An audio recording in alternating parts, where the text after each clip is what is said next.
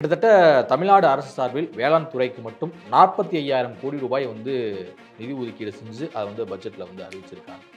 இந்த பட்ஜெட் உங்களுக்கு திருப்தி அளிக்குதா?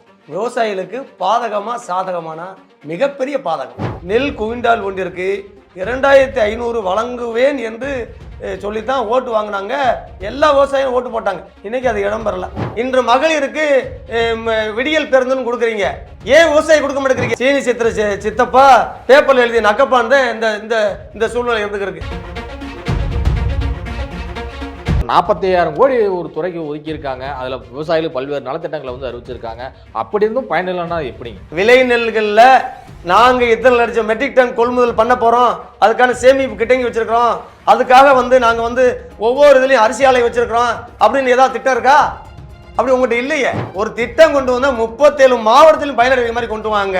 ஏதோ பேரளவுக்கு இங்கொன்றும் அங்கொன்றும் அப்படிங்கறத நம்ம தமிழ்நாடு வைகை விவசாய சங்கத்தின் சார்பில் ஏற்றுக்கொள்ள முடியாது.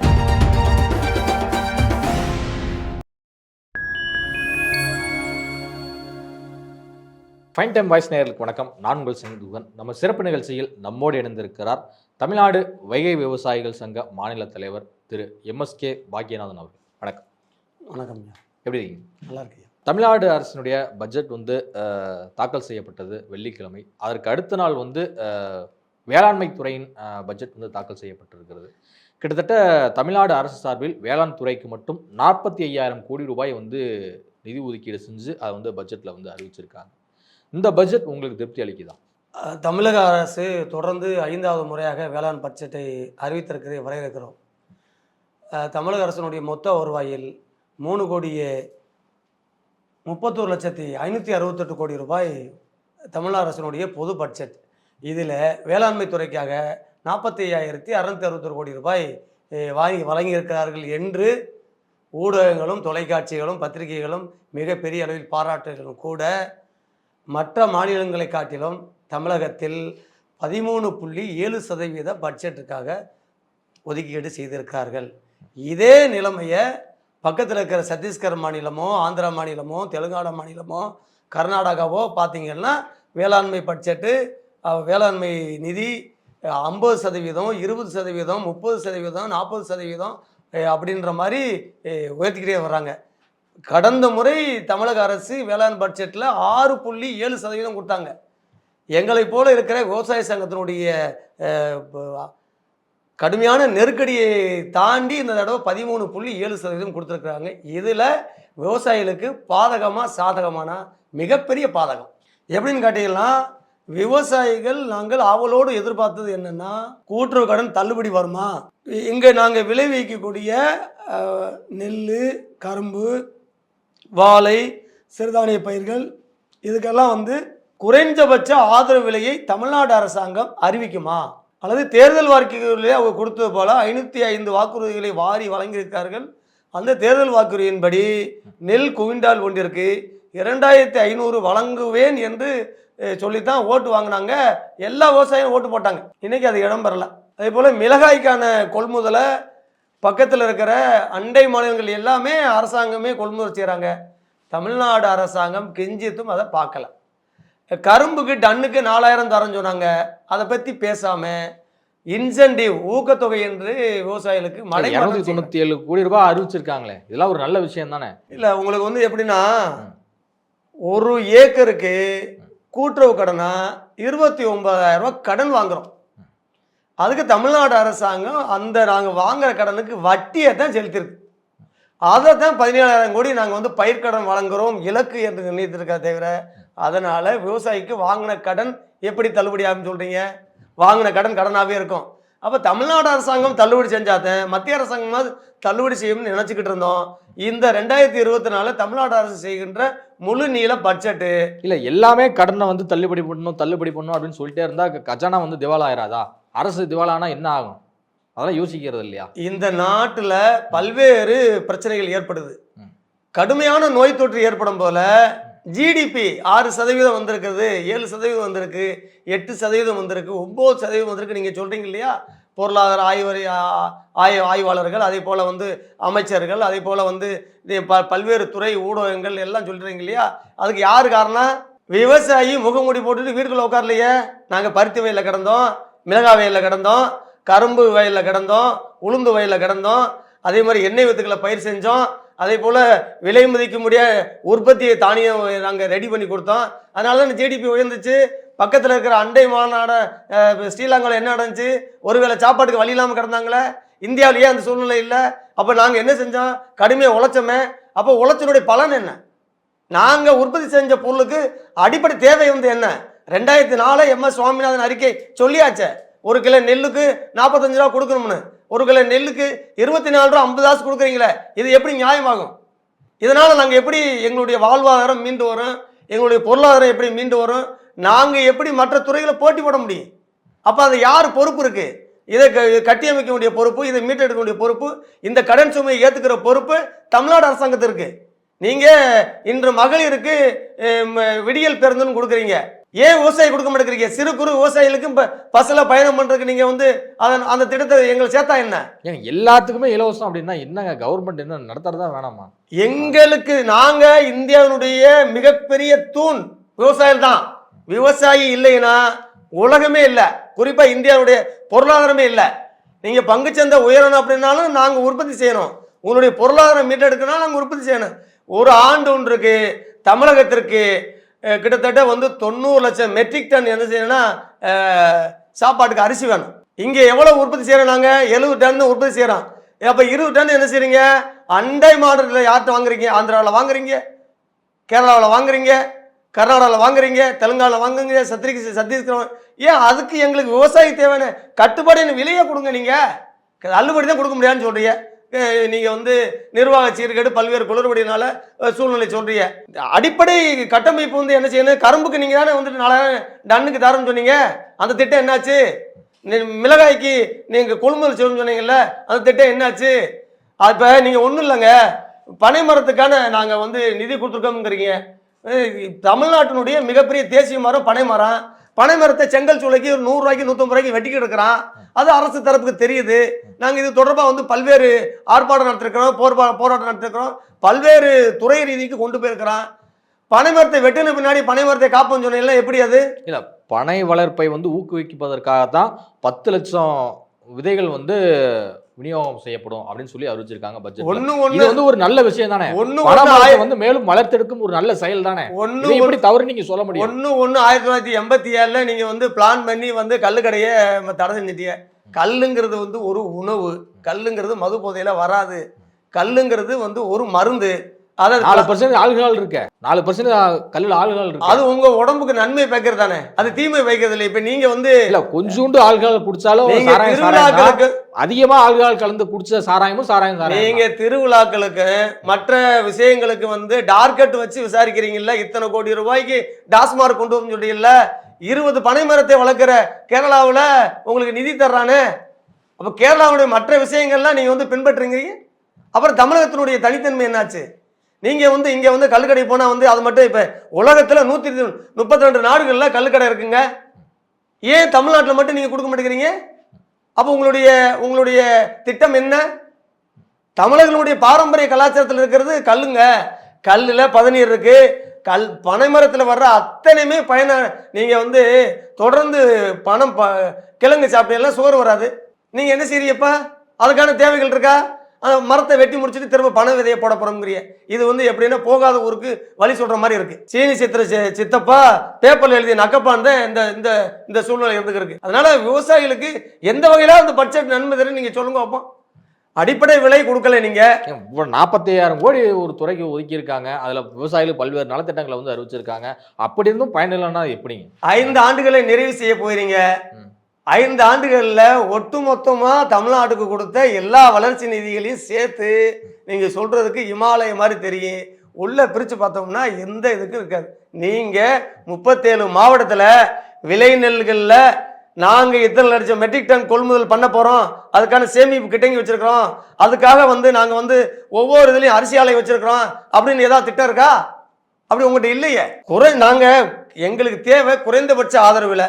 நெல்லை கொள்முதல் செய்யணும், மிளகாய்க்கு நீங்க வந்து கொள்முதல் செய்யணும், அதற்கான ஆதரவு விலை. எண்ணெய் வித்துக்கள்ல 1 லிட்டர் எண்ணெய் நீங்க வந்து மலேசியாவிலையும் இந்தோனேசியாவிலும் இறக்குமதி செய்யறீங்க. அங்கே கிட்டத்தட்ட 2000 கோடி என்ன செய்யறீங்க? அவங்களுக்கு வந்து 2000 கோடிக்கு வந்து நீங்க வந்து மானியமாக கொடுக்குறீங்க. அதே மாதிரி இங்கே தமிழ்நாட்டில் பருத்தி நிலக்கடலை விளையலையா, தமிழ்நாட்டில் எள்ளு விளையலையா, தமிழ்நாட்டில் தேங்காய் உற்பத்தி செய்யலையா, அதுலேருந்து தயாரிக்கிற எண்ணெயை கூட்டுறவங்களை கொடுக்கக்கூடாதா, இல்லை ரேஷன் பொருள் கொடுக்கக்கூடாதா? அப்படிப்பட்ட திட்டம் உங்களுக்கு ஏன் வரல? அப்போ நீங்கள் கள்ள மார்க்கெட்டில் தான் நீங்கள் வந்து மார்க்கெட்டிங் பண்ணணுமா? தமிழகத்தினுடைய விவசாய பாதுகாக்கிறதுக்கு நீங்கள் உள்ள சூழல் எடுங்க. தமிழகத்தினுடைய விவசாயிகளை, கிராமப்புற விவசாயிகளை மேம்பாடு அடைகிறதுக்கு நீங்கள் செய்யுங்க. அப்போ அதனால தான் நாங்கள் விவசாய சங்கம் வந்து இவ்வளோ கொதிப்படைகிறோம். மத்திய அரசாங்கம் பாராமுகமாக இருக்கிறது அது வேட்டுப்பாதங்க.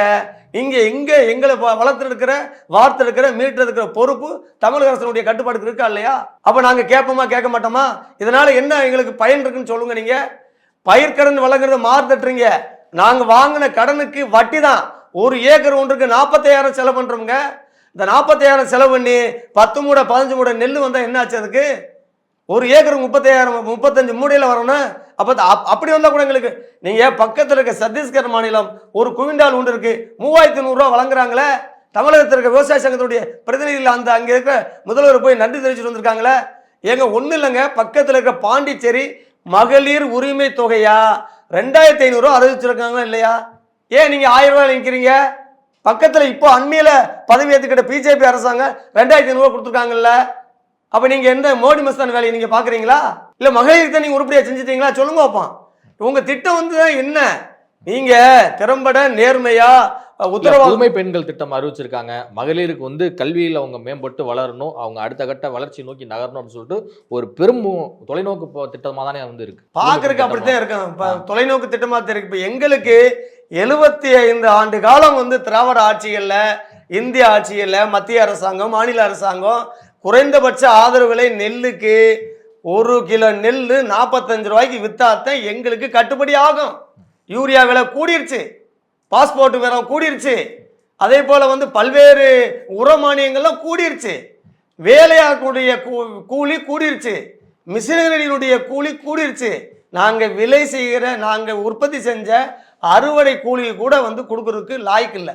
அப்படி இருக்கிற சூழ்நிலையில் விவசாயிகள் வந்து நீங்கள் ஒன்றும் இல்லைங்க, மீனவர்களுக்கு கடலில் போய் மீன் பிடிக்க போகிறதுக்கு சப்சிடி கொடுக்குறீங்க, என்ன டீசல் மானியம் கொடுக்குறீங்க. உழவர்கள் பயன்படுத்துகிற உழவு கருவி, டிராக்டரு, மற்ற கலைஞர்களை வாங்கலுக்கு சப்சிடி கொடுத்துருக்கீங்களா? அப்படி முன்னோடி திட்டம் கொடுக்குறது உங்கள்கிட்ட ஐடியா இருக்கா? சொல்லுங்க அப்போ. அப்படி ஏதாவது வந்து நீங்கள் சிந்திக்கிறீங்களா? இல்லை, கூட்டுறவு கடன்களை வட்டிலாம் அரசு தள்ளுபடி பண்ணுது உங்களுக்காக. அதெல்லாமே வந்து ஒரு நல்ல விஷயம் தானே. எல்லாத்துலேயுமே கேட்டால் எப்படி அரசாங்கம் தாங்கும்? ஒரு ஏக்கருக்கு 40,000 ரூபாய் கடன் கொடுக்க வேண்டிய தமிழக அரசாங்கம் ஒரு ஏக்கருக்கு 29,000 கொடுக்குறீங்க. அந்த 29,000 வாங்கி வச்சுட்டு மீத விவசாயிகள் எங்க செய்யறான்? 5 வட்டிக்கு 10 வட்டிக்கு வாங்கி வேலை பார்த்துட்டு தானே இருக்கிறான். 20,000 கவர்மெண்ட் கொடுத்துருச்சே அப்படின்னு அவன் பயிர் பண்ணல அப்படின்னு வீட்டில் உட்காரலையே. 29,000 வாங்கி வச்சுட்டு அண்டாவை கூட அடகு வச்சு, குண்டாவை அடகு வச்சு 5 வட்டிக்கு வாங்கி அபராத வட்டியை கட்டி விவசாயம் பார்த்துக்கிட்டு இருக்கோமா இல்லையா? அதனால உற்பத்தி திறன் கூடுதா இல்லையா? ஒருவேளை நாங்கள் ஒரு 6 மாதம் விவசாயம் பண்ணாமல் இருந்துடுறோம், நீங்கள் அரசியல் பண்ண முடியுமா? இல்லை ஆட்சியில் இருக்க முடியுமா? நீங்கள் இல்லை பல்வேறு திட்டங்களை நீங்கள் செயல்படுத்த முடியுமா? அப்போ எங்களுக்கு வந்து எப்படியா இருந்தாலும் நாங்கள் வந்து சேத்துக்குள்ளே இருந்தால் தான் நீங்கள் வந்து வாயில் வந்து சோறு வைக்க முடியும். நான் 10 ஜி பார்த்துட்டேன், இப்போ 12 ஜி பார்த்துன்னு சொல்லலாம். நீங்கள் சோறு கஞ்சி வேணுமே, அந்த கஞ்சிக்கு யார் வேணும்? அப்பனும் சுப்பனும் வேலை பார்த்து தானே வர முடியும். அப்போ நாங்கள் கஷ்டப்படுற எங்களுடைய உழைப்பினுடைய வியர்வை, எங்களுடைய உழைப்பினுடைய உற்பத்தி, எங்கள் வீரனுடைய விலை என்ன? தொடர்ந்து போராடிக்கிட்டு இருக்கோம், தொடர்ந்து கேட்குறோம். தமிழக அரசினுடைய மாண்புமிகு தமிழக முதல்வர் ஐயா ஸ்டாலின் அவர்களுக்கு நாங்கள் இந்த தடவை கருணையோடு எதிர்பார்த்தோம். அவர் கட்டாயம் எங்களுக்கு வந்து இந்த பட்ஜெட்டில், வேளாண் பட்ஜெட்டில் குறைந்தபட்ச ஆதரவு விலை, அவங்களுடைய தேர்தல் வாக்குறுதியில் 505 வாக்குறுதி கொடுத்தீங்களே, 83 வாக்குறுதியில் நீங்கள் ஒன்றுமே நிறைவேற்றலையே. அப்போ எங்களுக்கு கோபம் வருமா வராதா? அப்புறம் எதுக்கு பச்சை துண்டை போத்திக்கிட்டு பச்சை போய் சொல்கிறீங்க? அதனால விவசாயிகளுடைய பசி போயிருமா? விவசாயிகளுடைய வருமானம் திரும்ப வந்துருமா? 1000 உழவர் சேவை மையங்கள் வந்து அமைக்கப்படும் அப்படிங்கிறதுல சொல்லியிருக்காங்க. இது எல்லாமே வந்து உழவர்களுக்கும் விவசாய பெருங்குடி மக்களுக்கும் ஒரு நன்மை பயக்கும் செயல் தானே. தமிழகத்தில் 8 கோடி மக்களில் ஒவ்வொரு மாவட்டத்திலையும் எத்தனை லட்சம் விவசாயிகள் இருப்பாங்க என்று தமிழ்நாடு அரசாங்கம் ஒரு புள்ளி வர கணக்கு வச்சிருக்கு. அவன் அந்த 2 லட்சம் விவசாயிகளுக்கு மட்டும்தான் விவசாயிகள், மற்றவங்கெல்லாம் ஸ்ரீலங்காவுக்கு அனுப்பிடுவோமா? ஒரு திட்டம் கொண்டு வந்தால் 37 மாவட்டத்திலும் பயனடைகிற மாதிரி கொண்டு வாங்க. ஒரு திட்டத்தினால ஏழை, நடுத்தர, சிறு குறு விவசாயிகள் பயனடையணும். அதன் மாதிரி திட்டத்தை கொண்டு வந்தால் தான் எல்லாரும் பயனடைய முடியும். ஏதோ பேரளவுக்கு இங்கொன்றும் அங்கொன்றும் அப்படிங்கிறத வந்து நம்ம வந்து இந்த முழுமையான பட்ஜெட்டாக தமிழ்நாடு வைகை விவசாய சங்கத்தின் சார்பில் ஏற்றுக்கொள்ள முடியாது. இந்த எல்லா விவசாய சங்கமுமே நாங்கள் வந்து இந்த அரசாங்கம் வந்து ரொம்ப ரொம்ப எதிர்பார்த்தோம், அதனால் திட்டங்கள் இல்லை. கடந்த ஆண்டு வந்து 42,281 கோடி ரூபாய் வந்து வேளாண் பட்ஜெட்டுக்கு மட்டும் ஒதுக்கப்பட்டது. ஆனால் இந்த முறை வந்து பார்த்தீங்கன்னா 3,380 கோடி ரூபாய் வந்து நிதி ஒதுக்கி வந்து அதிகமாக தான் வந்து கொடுத்துருக்காங்க. ஸோ அப்படி பார்க்கும்போது கூடுதலாக தானே விவசாயிகளுக்கு வந்து ஒரு பயன்பெறும் வகையில் வந்து செஞ்சுருக்காங்க. இல்லை, விவசாயிகளுடைய தேவைகள் வந்து நிறையா இருக்குது. எங்களுக்கு வந்து நாங்கள் என்ன செய்யணும்னா, நீங்கள் 3,30,568 கோடியில் 50% கொடுங்க அல்லது ஒரு 40% கொடுங்க. நீங்கள் கொடுத்தது 13.7%. இது வந்து கடல்ல பெருங்காய கரைக்கிற கதை தான். தமிழ்நாட்டில் 35 டிபார்ட்மெண்ட் இருக்குங்க, எல்லாத்துக்கும் ஸ்பிளிட் பண்ணி தாங்க எல்லாம் நிதி போட முடியும். தமிழகத்தில் இருக்கிற பெரிய நிறுவனங்கள்ல 5வது பெரிய துறை வந்து விவசாயம் சொல்லி நீங்க தானே சொல்றீங்க. உங்க பொருளாதார ஆய்வறிக்கை தான் சொல்லுது, வேற துறை சொல்லலையே. உங்க பொருளாதார ஆய்வறிக்கை தமிழகத்தில் இருக்கிற 35 துறைக்கு மட்டும் 50% மீதி என்ன பண்ண முடியும்? விவசாயி மட்டும் இருந்தா தாங்க, விவசாயி நாட்டில் செழிச்சா தாங்க அந்த நாடே வந்து பொற்கால ஆட்சின்னு சொல்ல முடியும். நீங்க சோழ பேரரசு எடுத்துங்க, பாண்டிய பேரரசு எடுத்துங்க. உலகினுடைய முதல் மூத்த குடி பாண்டிய குடி. பாண்டிய மன்னன் என்ன செஞ்சான்? அவன் மண் வெட்டலையா? அவன் வந்து மண் சுமந்து வைகை ஆற்றை அடைக்கலையா? அந்த வரலாறு உங்களுக்கு தெரியுமா? ஒரு மன்னனுங்க நாட்டை சுமக்கிற மண்ணு வெள்ளம் ஏற்படுது, அவன் மண்ணு சுமந்து போட்டான்ல, அதுக்குத்தானே திருவள்ளுவர் புராணம். அதே மாதிரி சோழ பேரரசு உலகத்தினுடைய 320 நாடுல 600 நாடுல பயணம் செஞ்சானா? சோழ பேரரசுல அவன் என்ன அவன் கொண்டு வந்து திட்டம்ங்க. ஆடு வளர்க்குறது, கோடி வளர்க்குறது சோழ பேரரசனுடைய கனவு திட்டம்ங்க. நீங்க எடப்பாடியார் ஆட்சியில் வந்துட்டு அத்தனை கண்மாய் வெட்டுனீங்களே. நீங்க 67 ஆட்சிக்கு வந்தீங்க, 67 இருந்து 2025 நீங்க எத்தனை தடவை ஆட்சிக்கு வந்திருக்கிறீங்க? நீங்க கெட்டுன அணைக்கட்டுகள் எத்தனை? நீங்க கெட்டுன வந்து நீங்க வெட்டுன ஆறுனுடைய நீளம் எத்தனை? முல்லை பெரியாறு அது அப்படியான பிரச்சனை இருக்கு. சிலந்தி ஆத்துல வந்துட்டு பக்கத்துல போற கேரளாவில் வந்துட்டு உங்க தண்ணியை அங்கே தடுத்து நிப்பாட்டுறானே. 17 மாவட்டங்கள், திண்டுக்கல், அதே மாதிரி வந்து சிவகங்கை, ராமநாதபுரம், விருதுநகர், தூத்துக்குடி, புதுக்கோட்டை, இந்த மாவட்டங்கள்லாம் வந்துட்டு விவசாயம் பண்ணாம என்ன செய்யறது? ஃபுல்லாக சீமக்கருவில் கிடக்க. அதுக்கான திட்டங்கள் உங்கள்கிட்ட இருக்கா? காவிரி ஆற்றி கொள்ளிட்டு ஆற்றுல இருந்து 15,000, 20,000, 30,000, 40,000, 50,000, 1,00,000 கண்ணாடி தண்ணி கடல்ல கலக்குது. அதை பத்தி திட்டம் உங்கள்கிட்ட இருக்கா? நாங்கள் கேட்டால் சொல்ல டெல்டா காரன் சொல்லிக்கிறீங்களே, நீஸ் மட்டும் சொல்றீங்களே. அந்த தண்ணியை ஒரு தென் மாவட்டத்தில் திருப்பி விடுறதுக்கு ஏதாவது இந்த பட்ஜெட்ல இருக்கா? எத்தனை கோடி ஒதுக்கியிருக்கீங்க? கொள்ளிடம் ஆற்றில் 13.80 லட்சம் கோடி. அது யாருக்கு வேணும்? ஒரு கால்வா கட்ட முடியாத 286 கிலோமீட்டர் நீளம், 27 ஆறு இருக்கு. இப்போ ஒரு போக சாகுபடியை நம்பி அவருடைய வாழ்வாதாரத்தையும் அவருடைய பொருளாதாரத்தையும் இழந்து தவிக்கிற தென் மாவட்ட மக்களுக்கு இந்த பட்ஜெட் என்ன தீர்வு சொல்லுது? எத்தனை ஏக்கர் வந்து பயனடையும்? அப்படி ஏதாவது இந்த பட்ஜெட்ல இருக்குதா? அப்புறம் எப்படி விவசாய சங்கங்கள் மனப்பூர்வமாக எதிர்க்க முடியும்? ஒரு போக சாப்பிடுங்க, ஒரு தடவை தான் விவசாயம் பண்ண முடியும். நெல், மிளகா, பருத்தி, கரும்பு, அதே போல வந்து எண்ணெய் வித்துக்கள், உளுந்து, சிறுதானியங்கள், நிலக்கடலை, அதே மாதிரி வந்து எண்ணெய் வித்துக்கள், கீரை வகைகள், பருப்பு வகைகள் அத்தனையும் அந்த மாவட்டத்தில் உற்பத்தி செய்யறோமே. அப்போ எங்களுக்கு தேவை என்ன? நீர் தேவை தானே. நிலம் வச்சிருக்கோம், வேலை பார்க்குறதுக்கு நாங்கள் இருக்கிறோம். நீரை பங்கீடு பண்ணி கொடுக்க உங்களால் முடியலையே. கேரளா அண்டை மாநிலம் தானே, சுற்றுலா போகிற மாதிரி போகிறீங்களே. பினராயி விஜயன் என்னைக்காவது வந்து தமிழக முதல்வர் இதை குறித்து பேசியிருக்காரா? இல்லை இப்போ போகும் போல எங்களை போல விவசாய சங்கத்தை கூட்டிகிட்டு போயிருக்காரா? சொல்லுங்கப்பா. சிலந்தி ஆற்றில் வர்ற தண்ணியை அவங்க எடுத்து விற்கிறாங்களே, அது யாருக்கு உள்ளது? எங்கள் பாட்டன் சேதுபதி மன்னர்கள் கட்டிய அணை இல்லையா? யாருக்கு அது உரிமை? பேட்டர்னேட்ஸ் யாருக்கு இருக்கு? 999 வருஷம் சேதுபதி மன்னர்கள் பாத்தியப்பட்ட அந்த அணை இல்லையா? அந்த அணையில பேவி அணையில ஒரு 150 மரத்தை வெட்டிட்டு அந்த அணையை 152 அடி கட்டணும்னு சொல்லி மாண்புமிகு ஜெயலலிதா அம்மா வந்துட்டு கொண்டு வந்தாங்களே, சட்ட போராட்டம் நடத்தினாங்களே. அதை பத்தி தமிழக அரசு ஏதாவது எடுத்திருக்கிறா? 2007 வழக்கு போட்டாங்களே காவிரிக்காக, அந்த வழக்கில் இவங்க வந்து ஒரு பிரதிவாதியை சேர்ந்திருக்காங்களா? சொல்லுங்க அப்பா. மேட்டூர் டேம்ல பிரச்சனை இருக்கு, அதை சரி பண்ணி கொடுத்துட்டாங்களா? அதே மாதிரி அத்திக்க அவிநாசி திட்டம், அந்த திட்டத்துக்கு ஏதாவது நிதி ஒதுக்கியிருக்காங்களா? தாமிரபரணியில் வெள்ளப்பெருக்கு வந்து சொல்றமே தென் மாவட்டம் முழுவதும் மூழ்கிருச்ச, அதுக்கு ஏதாவது வந்து இவங்க வந்து நடவடிக்கை எடுத்துக்காங்களா? அந்த திட்டம் உங்கள்கிட்ட இருக்கா? இவங்ககிட்ட இருக்கிற பொருளாதார ஆய்வு அதை பற்றி தெரியுமா உங்களுக்கு? சென்னைக்கு தண்ணி வரலன்னா உடனே வந்து திட்டம் போடுறீங்க.